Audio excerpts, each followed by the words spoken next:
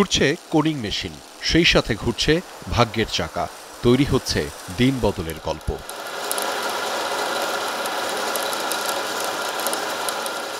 নরসিংদীর তাসলিমা আক্তারের অদম্য মনোবলে পরাজিত সকল অমঙ্গল, সকল সংকট।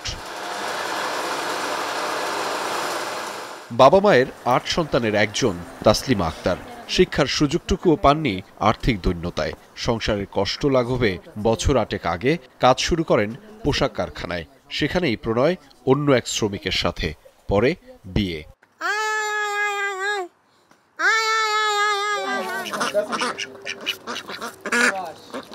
কিন্তু সেই সুখ স্থায়ী হয়নি বেশি দিন। ২ সন্তান রেখে স্বামী মারা যান সড়ক দুর্ঘটনায়। ৬ সদস্যের পরিবার আর ২ সন্তান নিয়ে তাসলিমা পড়েন অথৈ সাগরে।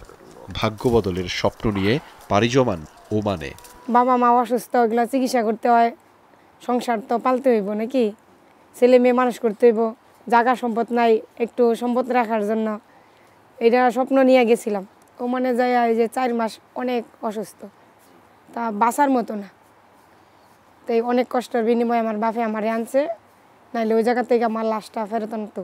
আর ওই জায়গায় ৪ মাসের বেতন তো দিছেই না, চিকিৎসাও করে নাই। আরও রুমের মধ্যে নিয়ে আরও আটকায় রাখছে, তাই না খাবার টাবার কোনো কিছুই দেয় নাই। ওমানে কষ্ট আর নির্যাতনের বেড়াজালে আটকে যায় তাসলিমার জীবন।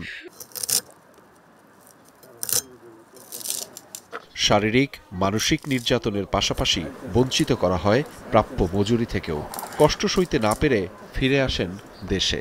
দূরে মার দেয় আমার যে এক সাইডে কানে এখন শুনি না, এই সাইড শুদ্ধা হয়েছে, যে এখন মাথায় এক সাইড করে নিয়ে আসছি, এই সাইডটা শুদ্ধা দাঁত গোনা শুদ্ধা ব্যথা করে এখনো।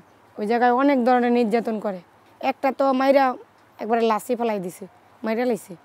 ওটা লাশ ওর স্বামী আনছে, ওর বাড়ি সিলেট, এর বাড়ি বিক্রি করে পরে এই লাশ নিয়ে আসছে।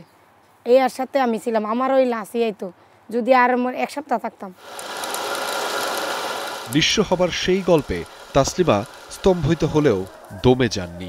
ঘুরে দাঁড়িয়েছেন প্রচণ্ড আত্মবিশ্বাসে। সহযোগিতা পেয়ে শুরু করেছেন নতুন পথ চলা। ব্র্যাক মাইগ্রেশন অফিসের সাথে পরিচয় হইয়া এখন তারা আমার একটা মেশিন দিছে। এই মেশিন দিয়ে আমি একটা এখন কর্মটর্ম করতেছি। এই মেশিন দিয়ে পরিবারও চালাইতেছি, ছেলে মেয়েদেরকে লেখাপড়া করাইতেছি। আপনার এই যেই টাকাটা আমার বাপে ঋণ করছে, এই ঋণটা কিছু কিছু করে ভাঙতেছি। আমার ইচ্ছা হয়েছে যে আমি এই জিনিসটা দিয়া যাতে আমি বড় ধরনের একটু ব্যবসা করতে পারি। তাসলিমার ২ সন্তান এখন স্কুলে যাচ্ছে। সংসারের হাল ধরেছেন শক্ত হাতেই। নিয়মিত ঋণ পরিশোধের পাশাপাশি সঞ্চয় করছেন প্রত্যয়ী এই নারী। একটা সময় মারাই যেতে বসেছিলেন তাসলিমা। নিশ্চিত মৃত্যুর দুয়ার থেকে ফেরা তাসলিমা প্রবাস থেকে ফিরেছেন বাংলাদেশে একদম শূন্য হাতে। তারপরে সেই গল্পের পরিবর্তন হয়েছে। ঘুরে দাঁড়িয়েছেন তাসলিমা এবং হয়েছেন স্বাবলম্বী।